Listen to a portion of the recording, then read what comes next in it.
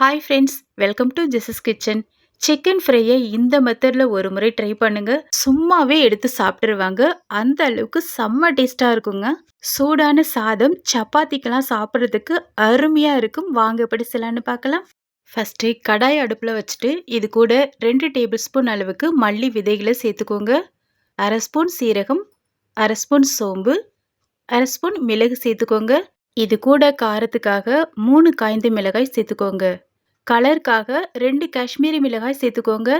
இந்த காஷ்மீரி மிளகாயில் காரம் இருக்காது, கலருக்காக தான் நம்ம சேர்த்துருக்குறோம். இப்போ இது கூட 2 கிராம்பு, 2 பட்டை, சின்ன துண்டு கல்பாசியை சேர்த்துக்கோங்க. கூடவே ஃப்ரெஷ்ஷான 5-6 கருவேப்பிலை இலைகளை சேர்த்துக்கோங்க. இப்போ அடுப்பை மீடியம் ஃப்ளேமில் வச்சுட்டு நல்லா இதை வறுத்து விட்டுக்கலாம். நம்ம இன்னைக்கு 1/2 கிலோ சிக்கனுக்கு தேவையான அளவு தான் மசாலா பொருட்களை சேர்த்துருக்குறோம். நீங்கள் எவ்வளவு செய்ய போறீங்களோ அதுக்கேற்ற மாதிரி மசாலா பொருட்களை கூடவோ குறைச்சவோ சேர்த்துக்கோங்க. இப்போ பாருங்க, இந்த மல்லி விதைகள்லாம் வறுபடும் போது நல்ல ஒரு வாசனை வரும். அதுவரை நல்லா நம்ம வறுத்துக்கணும். இப்போ இது கூட 3 டேபிள் ஸ்பூன் அளவுக்கு துருவின தேங்காவை சேர்த்துக்கலாம். இப்போ கையெடுக்காமல் நல்லா 1 நிமிஷத்துக்கு நல்லா மிக்ஸ் பண்ணிக்கோங்க. அடுப்பை ஆஃப் பண்ணிவிட்டு இது நல்லா ஆறுன பிறகு ஒரு மிக்ஸி ஜாரில் சேர்த்துக்கோங்க. எல்லாத்தையுமே நம்ம சேர்த்துக்கலாம்.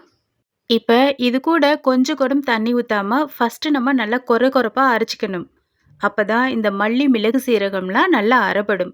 பாருங்க, இது போல். இப்போ இது கூட அரை கிளாஸ் அளவு தண்ணி சேர்த்துக்கோங்க. இப்போ இதையும் நல்லா ஃபைன் பேஸ்ட்டாக இது போல் அரைச்சிக்கோங்க. பாருங்க, நல்லா பேஸ்ட் போல் அரைப்பட்டிருக்குல்ல. இது இருக்கட்டும். இப்போ ஒரு கடாயில் 3 டேபிள் ஸ்பூன் அளவுக்கு ஆயில் சேர்த்துக்கோங்க. ஆயில் சூடான பிறகு அரை ஸ்பூன் சீரகம் சேர்த்துக்கோங்க. இது பொரிந்த பிறகு 2 பெரிய வெங்காயத்தை நல்லா பொடிசாக கட் பண்ணி சேர்த்துக்கோங்க. இது கூடவே 5 கருவேப்பிலை இலைகளை சேர்த்துக்கோங்க. இப்போ அடுப்பை மீடியம் ஃப்ளேமில் வச்சுட்டு இதை நல்லா நம்ம வதக்கி விட்டுக்கலாம். இதை ரொம்ப வதக்கணும்னு அவசியம் இல்லை. இந்த வெங்காயம் நல்லா வெந்து பார்க்கறதுக்கு நல்லா ஷைனிங்காக கண்ணாடி பக்குவம் சொல்லுவோம்ல, அந்த பக்குவம் வரும் வரை வதக்குனா போதும். இப்போ பாருங்க, இந்த பக்குவத்தில் 1 டீஸ்பூன் அளவுக்கு இஞ்சி பூண்டு பேஸ்ட்டுகளை சேர்த்துக்கோங்க. இப்போ பச்சை வாசனை போகும் வரை இதையும் நல்லா நம்ம வதக்கி விட்டுக்கலாம். இஞ்சி பூண்டு பேஸ்ட்டு சேர்த்த உடனே அடி பிடிக்கும், அதனால் கையெடுக்காமல் நல்லா இது போல் வதக்கிக்கோங்க. இப்போ ஒரு தக்காளியை கட் பண்ணி இது போல் சேர்த்துக்கோங்க. கூடவே கொஞ்சமாக கல்லுப்பும் சேர்த்துக்கலாம். தக்காளி வதக்கும் போது கொஞ்சமாக கல்லுப்பை கூடவே சேர்த்து வதக்குனீங்கன்னா நல்லா குயிக்காக வதங்கி வருங்க. ரொம்ப வதக்கணும்னு அவசியம் இல்லை. பாருங்க, இந்த பக்குவத்தில் வதக்குனா போதும். இப்போ இது கூட அரை ஸ்பூன் அளவுக்கு மஞ்சத்தூள் சேர்த்துட்டு இதையும் நல்லா நம்ம வதக்கிக்கணும். நல்லா 1 நிமிஷத்துக்கு மிக்ஸ் பண்ணிக்கோங்க. மிக்ஸ் பண்ணிவிட்டு இப்போ ஆல்ரெடி வறுத்து அரைத்த இந்த விழுதுகளை இது கூட சேர்த்துக்கோங்க. இதையும் நல்லா அந்த ஓரங்களில் எண்ணெய் பிரிஞ்சு வரணும். அதுவரை நல்லா நம்ம வதக்கிக்கணும். மசாலா பொருட்களை சேர்க்கும்போது அதிகமாகவும் சேர்க்கக்கூடாது, கம்மியாகவும் சேர்க்கக்கூடாதுங்க. கரெக்டான அளவில் சேர்க்கும்போது தான் இந்த ஃப்ரை நல்ல டேஸ்ட்டாக இருக்கும். பாருங்க, ஓரங்களில் எண்ணெய் பிரிஞ்சு வந்திருக்குல்ல. இந்த பக்குவத்தில் க்ளீன் பண்ணின சிக்கன்களை இது கூட சேர்த்துக்கலாம். எப்போவுமே சிக்கன், மட்டன் எல்லாம் க்ளீன் பண்ணிவிட்டு அப்படியே வைக்காம அது கூட கொஞ்சமாக இஞ்சி பூண்டு பேஸ்ட்டு, கொஞ்சமாக உப்பு சேர்த்து நல்லா மிக்ஸ் பண்ணி வச்சுட்டு பிறகு செய்து பாருங்க. அந்த பீஸுகளை எடுத்து சாப்பிட்றதுக்கு நல்ல டேஸ்ட்டாக இருக்கும். இப்போ ஆல்ரெடி நம்ம வதக்கும் போது உப்பு சேர்த்துருக்குறோம், அதனால் தேவைக்கேற்ப கொஞ்சமாக சால்ட்டு சேர்த்துக்கோங்க. சேர்த்துட்டு இதை நல்லா நம்ம இது போல் மிக்ஸ் பண்ணிக்கலாம். இப்போ இது கூட ஒரு 10-15 முந்திரி பருப்புகளை இது போல் பாதியாக உடைச்சி சேர்த்துக்கோங்க. இந்த சிக்கன் பீஸோட முந்திரி பருப்புகளை கடித்து சாப்பிடும்போது செம்ம டேஸ்ட்டாக இருக்குங்க. கண்டிப்பாக ட்ரை பண்ணுங்க. ஃப்ரெண்ட்ஸ், என்னுடைய வீடியோ வாட்ச் பண்ணிட்டு இருக்கிறவங்க சப்ஸ்கிரைப் பண்ணாமல் இருந்தால் சப்ஸ்கிரைப் பண்ணி பெல் பட்டனை கிளிக் பண்ணி ஆல் கொடுத்துக்கோங்க.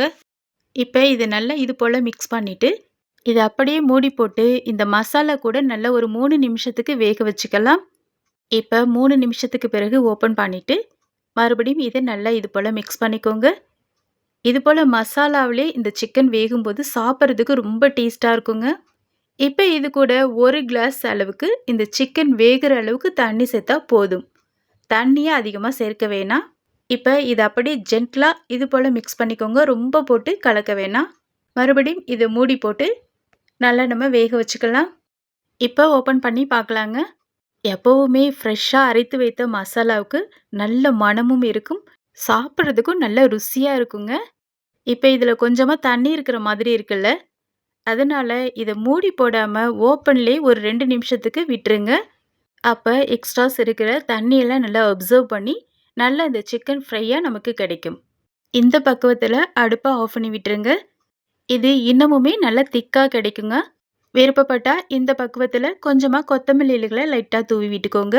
நல்ல சூடான சாதத்து கூட பசஞ்சு சாப்பிடுறதுக்கு செம்ம டேஸ்ட்டா இருக்குங்க. சப்பாத்தி கூட வச்சு சாப்பிடுறதுக்கு கூட ரொம்ப அருமையா இருக்கும்.